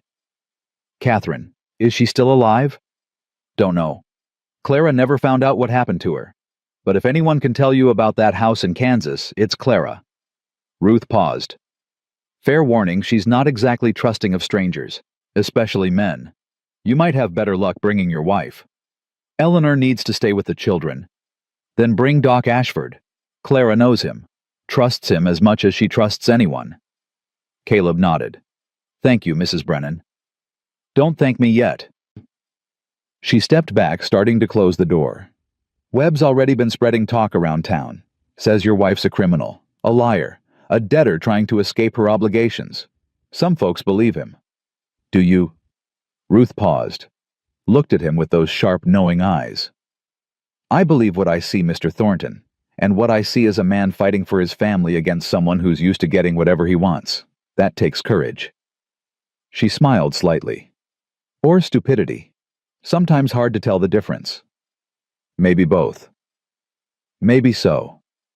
She closed the door part way, then stopped. Watch your back on the ride home. Webb's got men patrolling the roads after dark. Looking for someone, though I couldn't say who. Caleb's jaw tightened. Thanks for the warning. Good luck, Mr. Thornton. You're going to need it. The door closed. The lock clicked. Caleb mounted his horse and rode toward Clara Whitfield's homestead, the darkness pressing in around him. Clara Whitfield lived alone in a cabin that looked like it was held together by stubbornness and prayer. When Caleb approached, a shotgun barrel appeared through a gap in the shutters before he could even dismount. That's far enough, stranger. Caleb raised his hand slowly. Mrs. Whitfield, my name's Caleb Thornton. Ruth Brennan sent me. Said you might be able to help. Ruth, huh? The shotgun didn't waver. Help with what? My wife, Eleanor Thornton. She was held at a house in Kansas. Same place your sister worked. We're building a case against Ezra Webb, and we need witnesses. Silence. Then slowly the shotgun withdrew. The door creaked open. Clara Whitfield was maybe 50, with gray-streaked hair pulled back in a severe bun and eyes that had seen too much. She looked Caleb up and down, assessing. Webb, she said. You're going after Ezra Webb. Yes, ma'am. You know what he does to people who cross him. I have an idea. Clara laughed a harsh, humorless sound. No, you don't, but you'll learn. She stepped aside. Come in then. Might as well hear what you have to say. Inside the cabin was spare, but clean. Clara gestured to a chair by the cold fireplace and sat across from him, the shotgun across her knees. Your wife was at the Kansas house, she said. It wasn't a question. For 5 years, she was kidnapped and sold. Your sister, Catherine. Clara's voice caught on the name. She went to work there thinking it was a respectable position. Housekeeper, good wages. 3 months later, she stopped writing. When I went to check on her, they said she'd left. No forwarding address. Just gone. I'm sorry. Sorry doesn't bring her back. Clara's fingers tightened on the shotgun. But maybe making Webb pay for what his family did? Maybe that's something. Does that mean you'll help? Clara was quiet for a long moment. Her eyes drifted to a small daguerreotype on the mantel, a young woman with Clara's eyes smiling at the camera. I'll tell you what I know, she said finally. About the house, about the men who ran it, about the women who went in and never came out. I'll sign papers. I'll testify in court if it comes to that. It might. Then I'll be there. Clara looked at him, and for the first time, something like hope flickered in her eyes. I've been waiting 6 years for someone to fight back. Thought it would never happen. Thought men like Webb were untouchable. Nobody's untouchable, Caleb said. Not when enough people stand up. Pretty words. Hope they're true. So do I. Mrs. Whitfield. So do I. They talked for another hour. Clara told him everything, names, dates, details that made Caleb's stomach turn. She described the house in Kansas, the men who ran it, the system of fake debts, and forged documents that kept women trapped for years. By the time Caleb left, he had enough information to bury Webb 10 times over. The question was whether anyone would listen. He rode home through the darkness, watching the shadows, listening for hoofbeats. Ruth's warning echoed in his mind. Webb's men were out there, watching, waiting. But they didn't find him. Or if they did, they let him pass. Dawn was breaking when Caleb finally reached the cabin. Eleanor was on the porch, wrapped in a blanket, her face pale with worry. Thank God, she breathed when she saw him. I was starting to think, I'm fine. He dismounted, walked up the steps, and pulled her into his arms. Better than fine. I found Clara Whitfield. She's going to help. She knows everything about that house, Eleanor. Everything. Eleanor sagged against him with relief. Then we have a chance. We have more than a chance. Caleb pulled back, looking into her eyes. We have a case. A real case. With witnesses and testimony and evidence. Webb isn't going to win this. I won't let him. We won't let him, Eleanor corrected. We won't let him, Caleb agreed. Inside, Lily was sleeping on the rug by the fire, curled up with her flour sack doll. Henry was in his cradle, breathing softly. The cabin was warm and quiet and safe. For now. But Caleb knew the storm wasn't over. It was just gathering strength. And when it finally broke, they would be ready. The federal courthouse in Helena was 3 days' ride from the cabin. Caleb left at dawn, carrying a leather satchel filled with everything they'd gathered, sworn affidavits from Clara Whitfield, Sarah Jennings, and Martha Cole. Doc Ashford's medical report documenting Eleanor's injuries. The original marriage certificate from Kansas, retrieved through a wire to the county clerk's office. Letters, testimonies, evidence of a system designed to enslave women under the cover of law. Eleanor stood on the porch, Henry in her arms watching him go. Come back to us, she said. Always, he promised. Lily ran out at the last moment, throwing her arms around his leg. Don't let the bad men get you, Papa. Caleb crouched down, meeting her eyes. I won't. And when I come back, those bad men won't be able to hurt anyone anymore. You hear me? We're going to stop them. For good. Promise. Promise. He kissed her forehead, mounted his horse, and rode toward Helena with the weight of his family's future in his saddlebag. The journey was long and cold. Snow still clung to the mountain passes, and twice Caleb had to dismount and lead his horse through drifts that reached his thighs. He slept under the stars the first night, wrapped in his bedroll, listening to the wind howl through the pines. On the second night, he stopped at a way station, a rough wooden building that served as inn, saloon, and trading post for travelers crossing the territory. He paid for a meal and a corner to sleep in, keeping his satchel close. He was halfway through his stew when a man sat down across from him. Caleb looked up. The man was young, maybe 25, with a clean-shaven face and nervous eyes. He wore a deputy's badge on his coat. You're Caleb Thornton, the man said. It wasn't a question. Caleb set down his spoon. Who's asking? Name's Samuel Crane, deputy out of Ridgewood. The young man glanced around the room, then lowered his voice. I've been looking for you. That's so. Yes, sir. I need to warn you. Crane leaned closer. Ezra Webb's filed papers with the county court. Emergency reclamation order. Says your wife and children are flight risks and need to be taken into protective custody immediately. Caleb's blood went cold. When? 2 days ago, Sheriff Rawlings signed off on it. They're planning to ride out to your cabin tomorrow morning. Tomorrow? Caleb pushed back from the table, his mind racing. I'm 3 days from home. There's no way I can... I know. Crane's voice was urgent. That's why I came looking. My father was a circuit judge too back before the war. He used to talk about you. Said you were one of the honest ones. Said if the law ever needed saving, you'd be the man to do it. Your father was wrong. I walked away from the law a long time ago. But you came back. Crane met his eyes. That's what matters. And right now, the law is being used as a weapon against innocent people. Your wife, your children, others like them. Webb's been doing this for years, and nobody's been able to stop him. But you've got evidence. Real evidence. Enough to bring this whole thing down. Caleb stared at him. Why are you telling me this? You work for Rawlings. If he finds out you warned me, then I'll lose my badge. Maybe my life. Crane's jaw tightened. But I didn't become a lawman to help men like Webb steal women and children. I became a lawman because I believed in justice. The real kind. Not the kind you can buy with gold. Silence stretched between them. How long until Rawlings reaches my cabin? Caleb asked. They're leaving at first light. Your place is maybe 6-7 hours ride from town.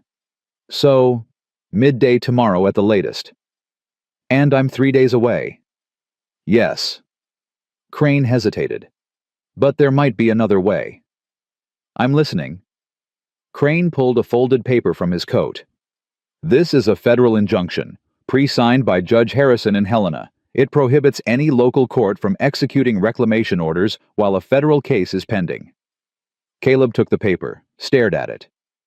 How did you get this? I have a friend in the federal clerk's office. Owed me a favor.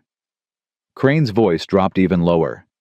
The injunction is legitimate, but it's only valid if you file your federal case before Rawlings serves his papers. Right now, Webb's case is the only one on record. If you file first, the injunction kicks in. Rawlings can't touch them. Exactly.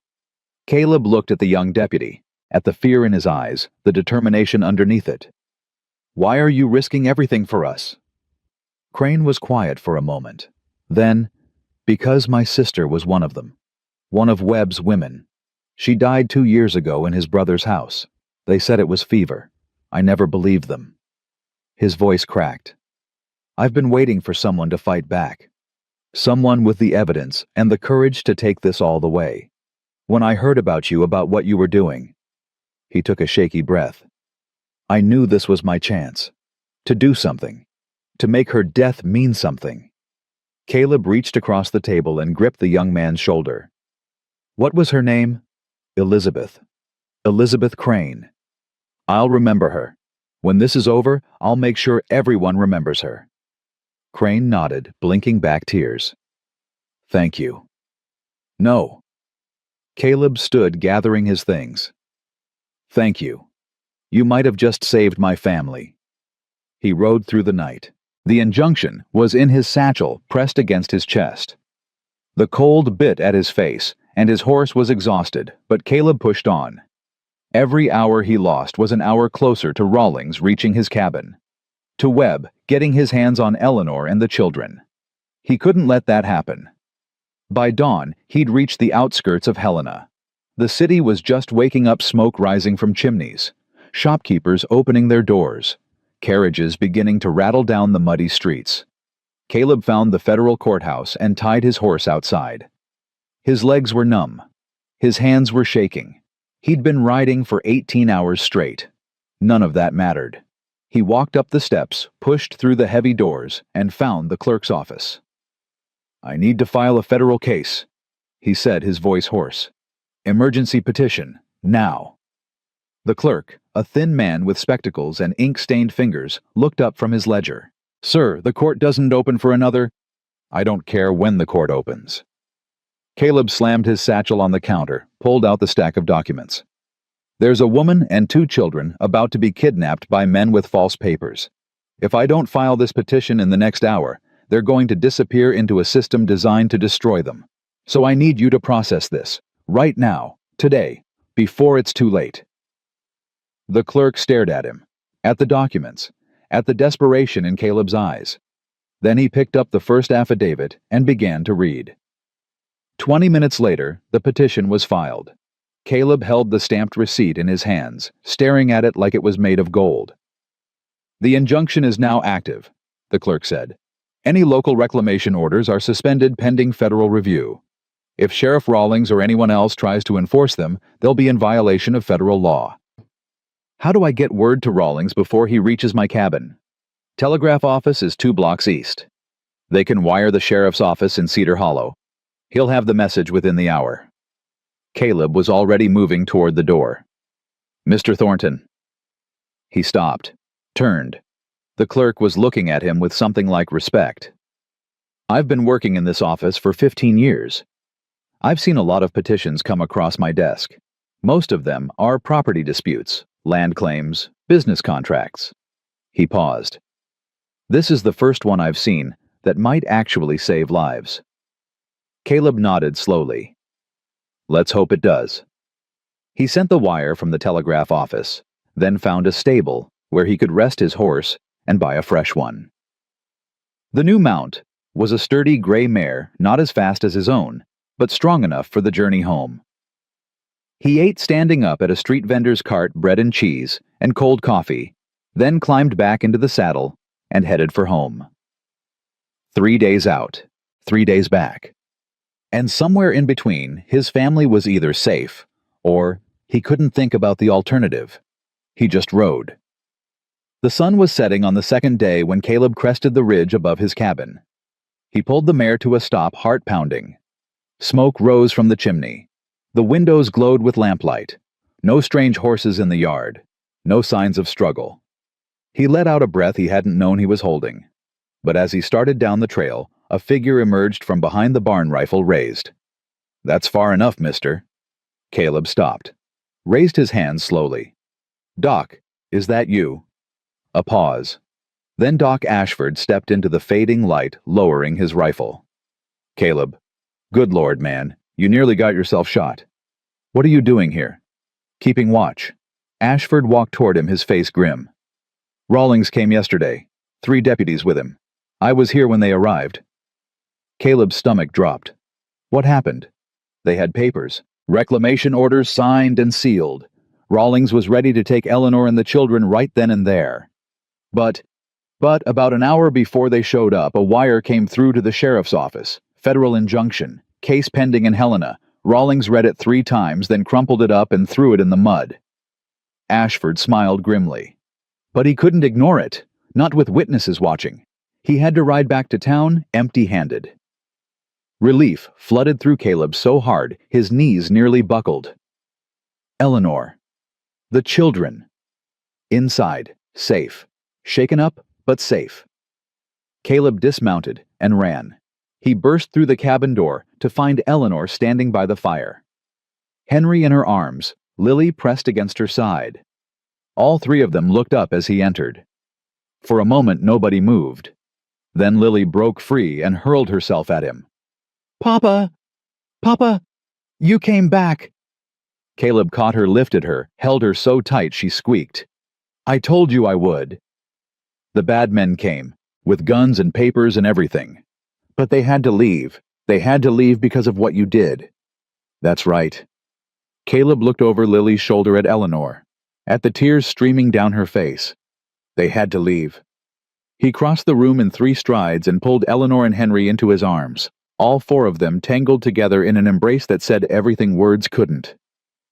"I thought," Eleanor's voice broke. "When Rawlings showed up, I thought it was over. I thought we'd lost." "Never." Caleb pulled back, cupping her face in his hands. "I will never let them take you. Not ever. You understand me. This family stays together, no matter what." Eleanor nodded, tears still falling. "I understand." "Papa," Lily tugged at his coat. "Does this mean we won? Is it over?" Caleb looked at Ashford, who had followed him inside. The doctor's expression was cautious. "The injunction bought us time," Ashford said quietly. "But Webb isn't going to give up. He'll challenge the federal case, hire lawyers, try to find loopholes. This fight isn't over yet." "I know." Caleb straightened, keeping one arm around Eleanor, one hand on Lily's shoulder. "But we're not running. We're not hiding. We're going to see this through to the end. And if the end doesn't go our way..." Caleb looked at his family, at the woman he'd lost and found, at the daughter he'd never known, at the son who bore his name. "It will," he said. "It has to." Over the next few weeks, the case moved forward. Caleb made 2 more trips to Helena, meeting with lawyers, submitting additional evidence, preparing for the hearing that would determine everything. Eleanor wrote more letters gathering testimonies from women across 3 territories. Clara Whitfield traveled to Helena herself, sitting in the federal clerk's office for an entire day, while she dictated every detail of her sister's disappearance. And slowly, the tide began to turn. Webb's lawyers filed motion after motion, trying to delay, dismiss, discredit. But the evidence was too strong, too consistent, too damning. 3 weeks after Caleb filed his petition, the federal court issued a preliminary ruling. Eleanor Thornton was not property. The debt documents filed by the Webb estate were fraudulent. A full investigation was ordered into the trafficking operation that had held her captive. When the news reached the cabin, Eleanor cried for an hour. But Webb wasn't finished. The night before the final hearing, Caleb was on the porch watching the stars when he heard hoofbeats on the ridge. He grabbed his rifle and stepped into the yard. A single rider approached, no weapons visible, hands raised. "That's far enough," Caleb called. The rider stopped, dismounted slowly. It was Webb. "I'm not here to fight," Webb said, his voice carrying across the cold air. "I'm here to negotiate." "There's nothing to negotiate." "I disagree." Webb walked closer, stopping just outside the ring of lamplight from the cabin. "Tomorrow the court is going to rule against me. I know that. My lawyers know that. The evidence your wife has gathered is impressive.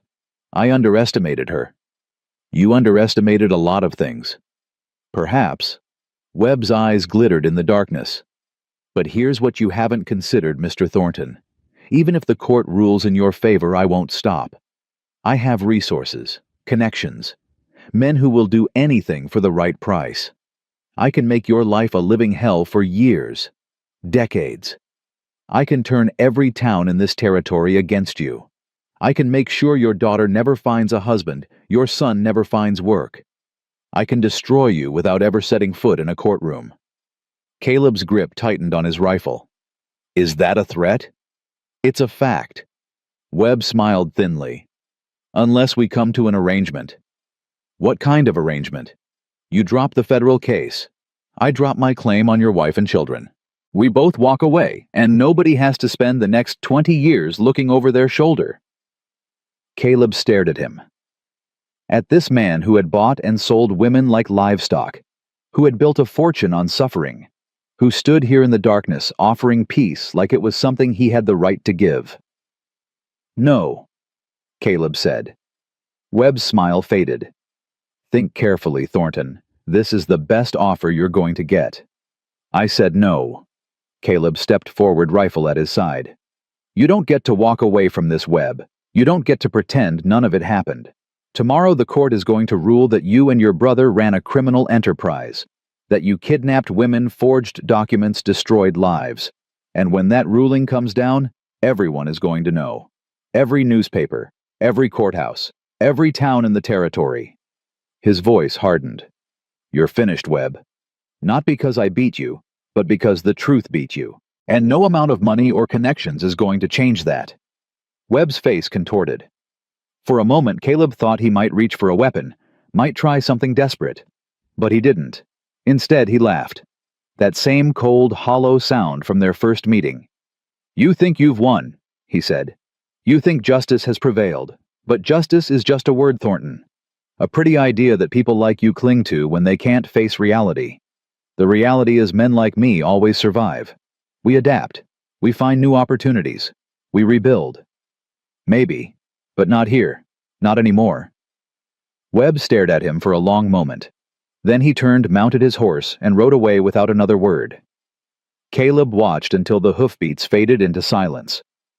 Then he went inside, locked the door, and sat with his family until morning.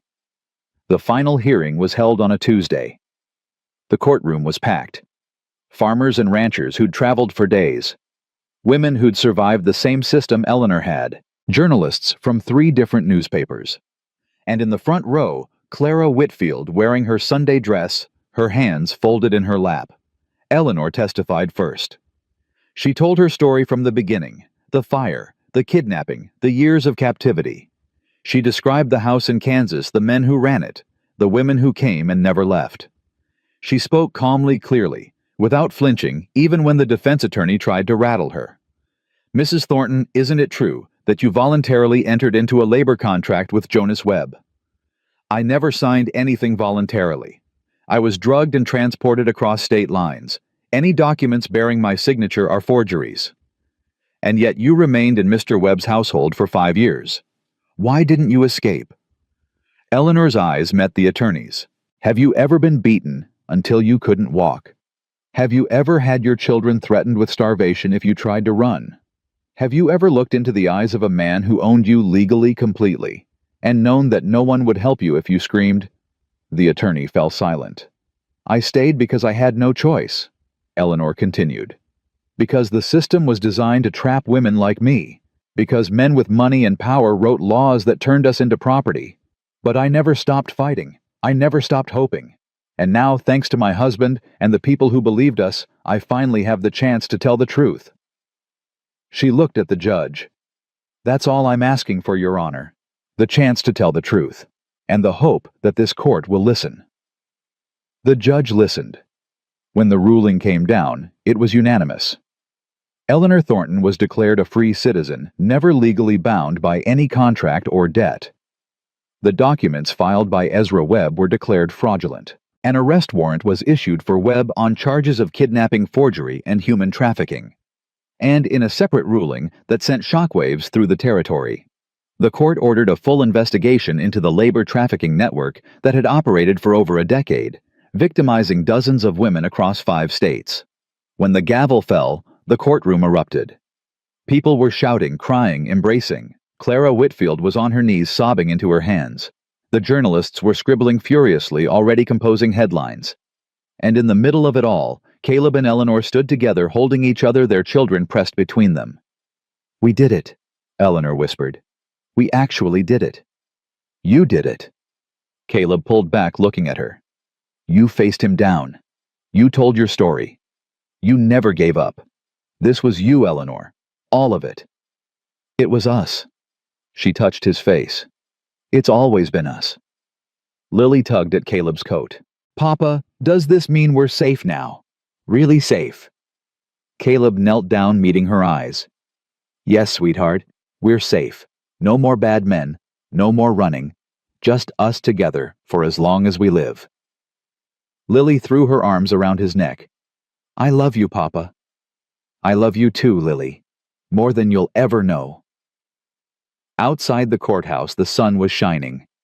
Caleb stood on the steps, his family beside him, looking out at the crowd that had gathered. Faces he knew: Ruth Brennan, Doc Ashford, Clara Whitfield, and faces he didn't: strangers who had come to witness justice being served. A journalist approached, notebook in hand. Mr. Thornton, the court has just issued a ruling that could change the lives of hundreds of women across the territory. What do you have to say? Caleb looked at Eleanor, at Lily, at Henry sleeping peacefully in his mother's arms. I say this was never about one family, he said slowly. It was about all of them. Every woman who was taken, every child who was born in captivity, every person who was told they had no rights, no recourse, no hope. He paused. Today the law told them they were wrong. Today the law said that money and power don't get to win just because they always have. And I hope, his voice caught, I hope that's a lesson this territory never forgets. Eleanor squeezed his hand. Let's go home, she said softly. Caleb nodded. They walked down the courthouse steps together, into the sunlight, into the future they'd fought so hard to claim. And for the first time in 7 years, Caleb Thornton believed that maybe, just maybe, justice was real after all. Spring came early that year. The snow melted fast, running down the mountain in silver streams that fed the valley below. Wildflowers pushed through the muddy earth, purple and yellow and white, and the air smelled of pine and new growth and something that felt suspiciously like hope. Caleb stood on the porch, watching Lily chase a butterfly through the meadow. She was barefoot now. Her feet healed, her laughter ringing across the open land like music. Behind her, Eleanor sat on a blanket with Henry, who had learned to roll over and was practicing, enthusiastically giggling every time he succeeded. 3 months since the trial.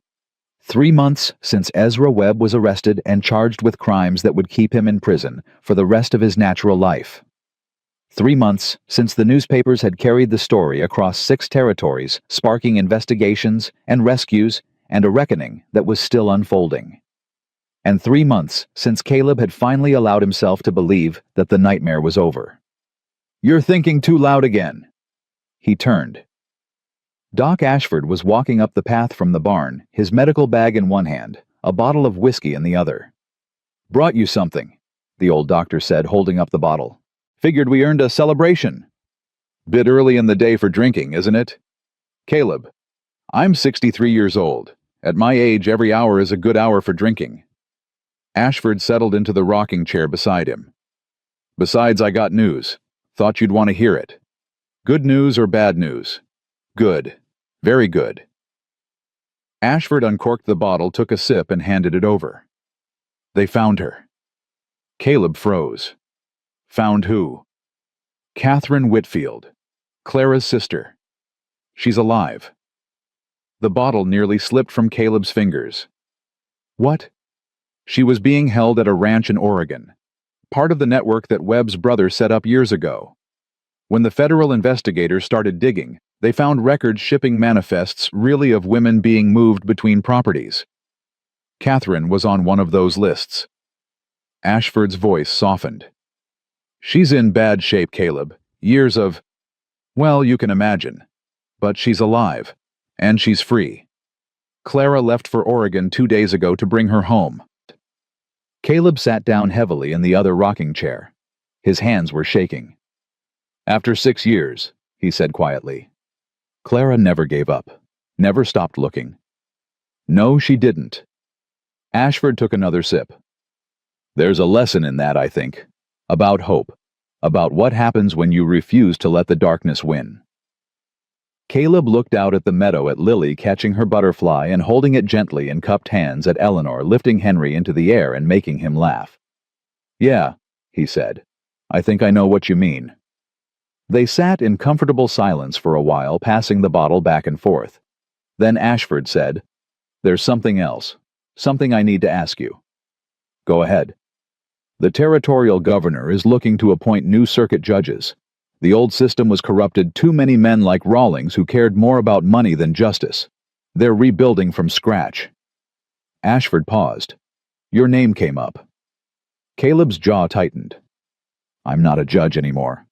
You could be, but people trust you, Caleb. After what you did, after what you and Eleanor did, folks see you as someone who actually cares about right and wrong. The governor's office received over 200 letters recommending you for the position. 200. 217 to be precise. I wrote one of them. Ashford smiled slightly.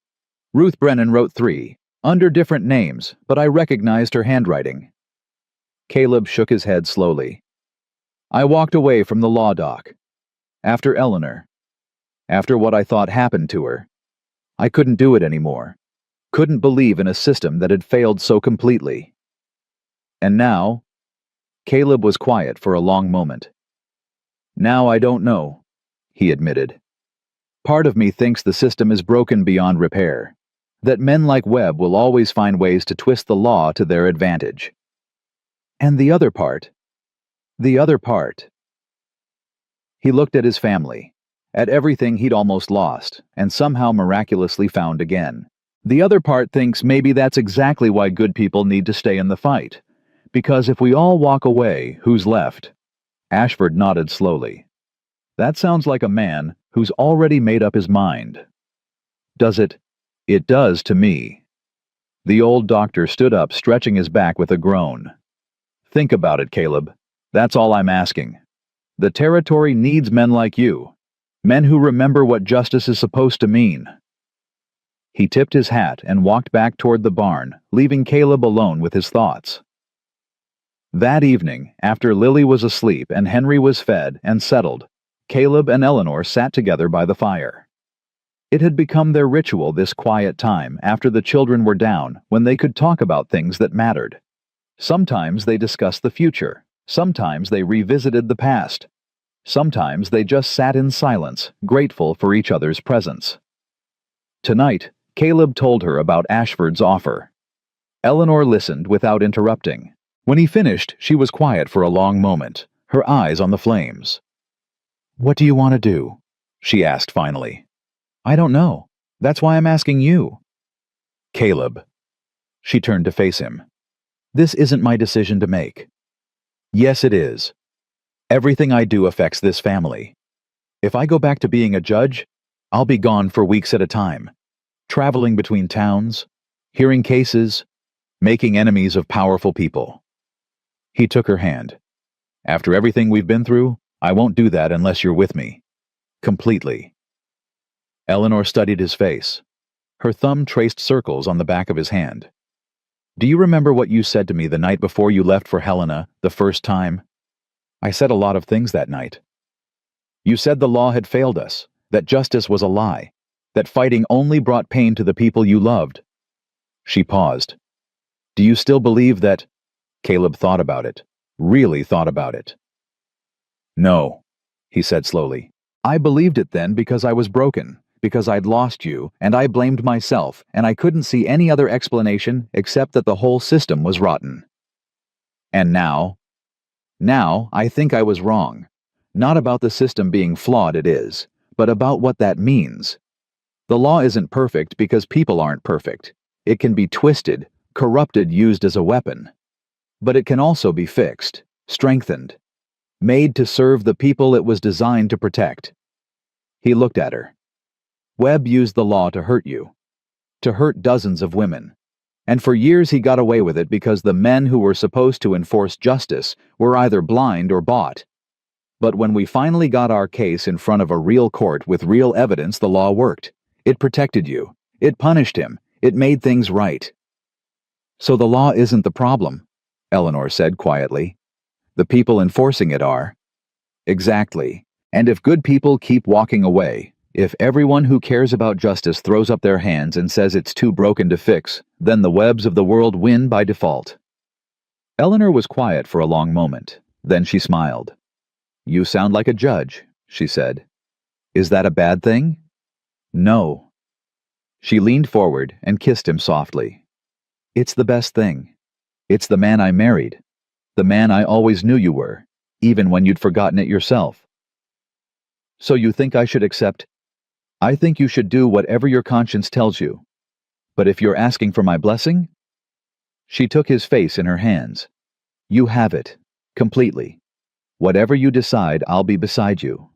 Always. Caleb pulled her into his arms and held her close. I love you. He whispered into her hair. More than I could ever say. I know. She nestled against his chest. I've always known. The next morning, Caleb rode to Cedar Hollow and sent a wire to the territorial governor's office. He accepted the appointment. The news spread quickly. Within a week, people were stopping by the cabin to congratulate him. Neighbors. He barely knew strangers who'd read about the trial families who'd been touched by the investigation that followed. They brought food gifts, good wishes. Some brought stories of their own sisters and daughters, and wives who had disappeared into the same shadow system that had claimed Eleanor. Caleb listened to every one. He wrote down names, dates, details. He promised to investigate, to follow up, to keep fighting until every woman who could be found was found, and every man responsible was held accountable. It was overwhelming, exhausting, and exactly what he was meant to do. One afternoon, Ruth Brennan appeared at the cabin with a basket of fresh bread and a look of determination on her face. I need to talk to you, she said, bypassing Caleb entirely and walking straight to Eleanor. The two women sat on the porch while Caleb kept Lily occupied in the barn. I was wrong about you, Ruth said bluntly. When you first came here, I didn't know what to think. Strange woman, strange circumstances, and the whole town buzzing with Webb's lies. She shook her head. I should have trusted my instincts, should have seen what was right in front of me. Eleanor's voice was gentle. You helped us, Ruth. You warned Caleb about Webb's men. You gave him Clara's name. Without you. Without me, you still would have found a way. You're the strongest woman I've ever met, Eleanor Thornton. And I'm not just saying that because your husband's a judge now. Ruth's expression softened. I'm saying it because I watched you stand up to a monster and win. Because I've seen the way you love those children. Because even after everything that was done to you, you still have kindness in your heart. She reached out and took Eleanor's hand. I want you to know that you have a place in this town. A real place. Not just as the judge's wife, but as yourself. And if anyone gives you trouble or looks at you sideways or whispers behind your back, they'll answer to me. You hear? Eleanor blinked back tears. I hear. Good. Ruth stood up, brushing off her skirts. Now, the town's planning a spring festival next month. We need someone to organize the children's games. I told them you'd do it. You did? I did. Problem with that? Eleanor laughed a real full laugh that rang across the yard. No. No problem at all. Good. I'll send you the details tomorrow. Ruth started down the porch steps, then stopped. One more thing. Yes. Your daughter's been teaching the Miller boy his letters. Did you know that? What? Jimmy Miller. Lives about a mile north. 8 years old, never been to school. Lily's been meeting him by the creek every afternoon, showing him how to write his name in the dirt. Ruth smiled. That girl's got her mother's heart. Don't let anyone tell her otherwise. She walked away before Eleanor could respond. That evening, Eleanor asked Lily about Jimmy Miller. He's my friend, Lily said simply, not looking up from the picture she was drawing. His papa doesn't let him go to school because they need him for chores, but he really wants to learn to read. So I'm teaching him. That's very kind of you, sweetheart. It's not kind. Lily finally looked up, her expression serious. It's fair. I got to learn because you taught me. Jimmy should get to learn too. Everybody should. Eleanor's throat tightened. She pulled Lily into her arms. You're right, she whispered. Everybody should. That night she told Caleb about the conversation. She's remarkable, Caleb said. 4 years old and already fighting for justice in her own way. She gets it from you. No. Caleb shook his head. She gets it from you. You're the one who taught her that everyone deserves a chance. That nobody should be left behind just because of circumstances they can't control. Eleanor was quiet for a moment. I want to start a school, she said suddenly. What? A school. Here in Cedar Hollow. For children who can't afford the regular schooling or whose families need them for work during the day, evening lessons, weekend sessions, whatever it takes to give them the chance they deserve. Caleb stared at her. You're serious. Completely. Her eyes were shining. I was a teacher once, Caleb. Before everything. I loved it. I was good at it. And I've been thinking all those years I was held captive. I kept wondering what I would do if I ever got free. What my purpose would be. What mark I could leave on the world. She took his hand. This is it. This is what I'm meant to do. I can't undo what happened to me, but I can help make sure that other children like Lily, like Jimmy, like all the ones who never got a chance, I can help make sure they have the tools to build better lives. Caleb looked at her, at the fire in her eyes, at the strength that had carried her through 5 years of captivity and never once broken. Then do it, he said. I'll help however I can, money, materials, whatever you need, but this is your vision, Eleanor, your dream, and I'll be damned if anything stops you from making it real. She threw her arms around him. I love you, she said fiercely. I love you so much it scares me sometimes. Good. He held her tight. That makes 2 of us. The school opened 3 months later.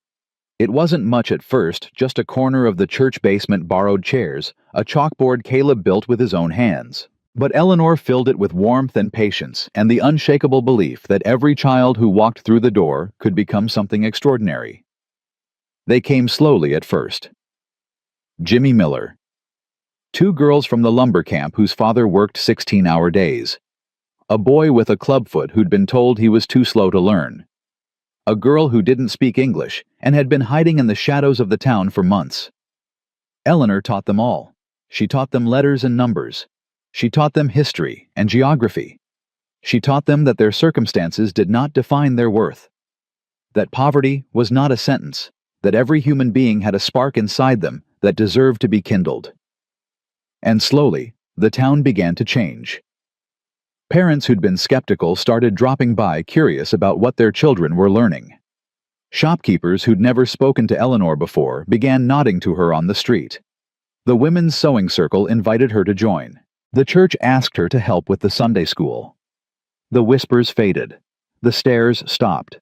And in their place grew something that looked a lot like respect. You've done something remarkable, Caleb told her one evening, watching her grade papers by lamplight. This town wasn't ready for you, but you made them ready. I didn't do anything, Eleanor said, not looking up. I just showed up, kept showing up. Eventually people see who you really are. Is that your secret? Just keep showing up. It's not a secret. She finally looked at him, smiling. It's just stubbornness. I learned it from my husband.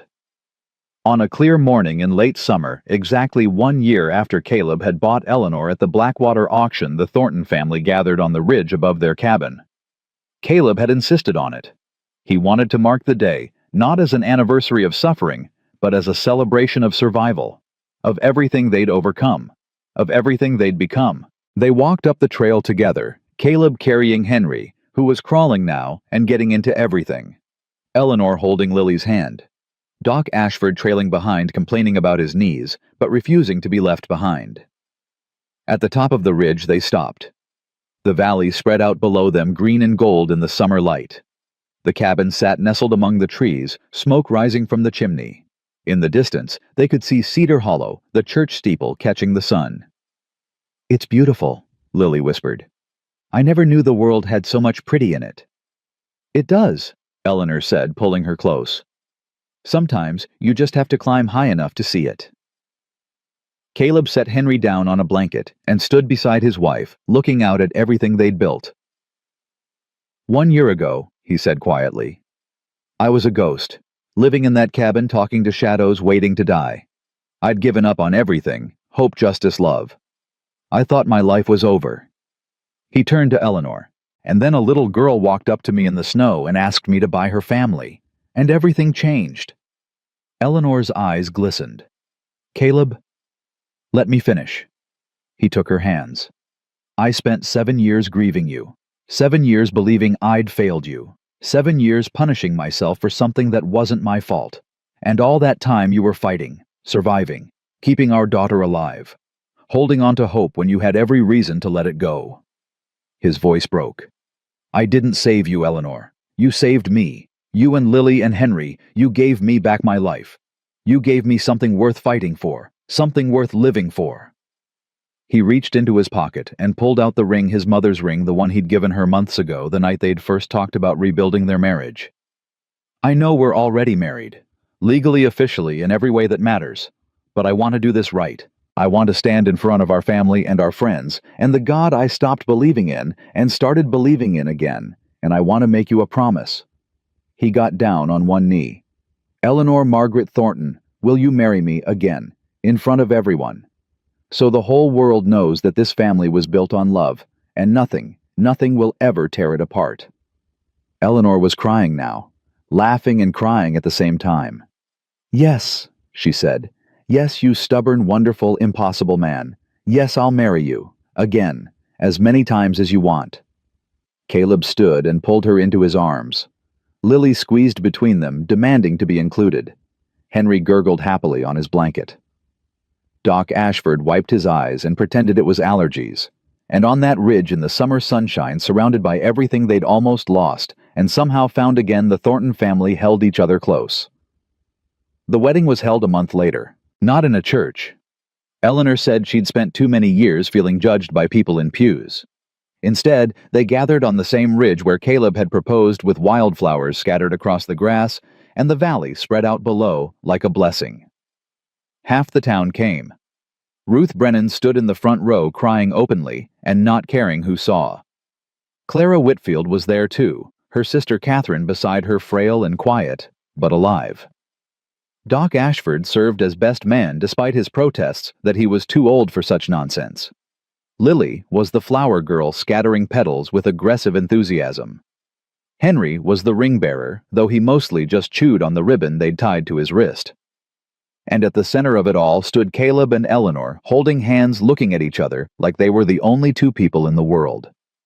The pastor, a young man who'd traveled from Helena specifically for the occasion, read the traditional vows. But when he asked if they had anything to add, Caleb stepped forward. "I do," he said. He turned to Eleanor. "I've given a lot of speeches in my life, handed down a lot of rulings, said a lot of words that were supposed to matter, but none of them meant as much as the ones I'm about to say now." He took a deep breath. "Eleanor, I promise to stand beside you, not in front of you, not behind you, but beside you, as your partner, your equal, your best friend.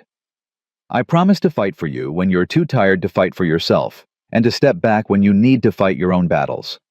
I promise to love our children, the ones we have, and any others who might come, with everything I am. I promise to build a life with you that's worthy of everything we survived to get here." His voice dropped to a whisper. "And I promise that I will never, ever stop being grateful. For you. For us. For every single day we get to spend together." Eleanor was crying too hard to speak at first, but she gathered herself, wiped her eyes, and took his hands. "Caleb Thornton," she said, "I spent 5 years believing I would never be free, that I would die in chains, and no one would even know my real name. I survived because of Lily, because I couldn't leave her alone in that darkness. But I never imagined, never dared to hope that I would find you again." She squeezed his hands. "You didn't just rescue me from an auction block. You rescued me from despair.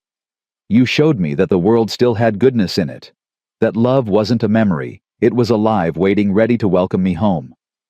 She stepped closer. "I promise to love you for as long as I breathe, to stand beside you in every fight, every challenge, every quiet moment by the fire.